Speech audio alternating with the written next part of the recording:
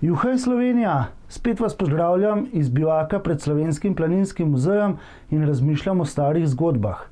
Tokrat bomo popotovali na skrajni severozahod Slovenije v idilično dolino reke Soče. Tam so živeli divji, kleni ljudje, ki so morali zdržati in so zdržali marsikatero neprijetnost. Trentarje smo na Kranjskem take tudi dojemali, torej močne, trdne, neomajne, kar mal divje može. Večkrat so se peš odpravili preko Kranjskega vrha, torej preko Vršiča v Kranjsko goro ali pa še naprej preko Korenskega sedla v Beljak, da bi prodali svoje kmečke viške. Takrat so matere svoje otroke, ki niso bili pridni, strašili, če ne boš priden, te bo pa kar trentar vzel. Ja, trentarji so bili zares divji. Večkrat so si prišli v naskriž tudi z državnimi lovci.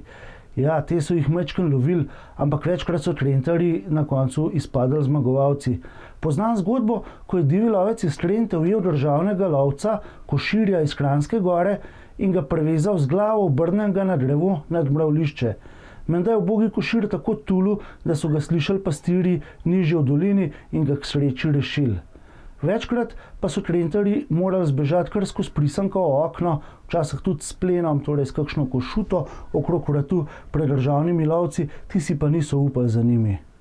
No, trentarji so bili zelo zdravi, živeli so v naravi, ampak ko je bilo pa treba k zdravniku, je bilo pa kar daleč. Tako da si lahko predstavljate, da če ni bilo zares nujno, se tja niso odpravili. In tako je z nami tudi danes. Torej, vsi nenujni posegi so zaenkrat odpovedani, vse je v znamenju korone in vsi mi moramo zdržati. Zato vam kličem, bodimo kot trentarji, ostanimo zdravi, ostanimo močni in pa ostanimo doma.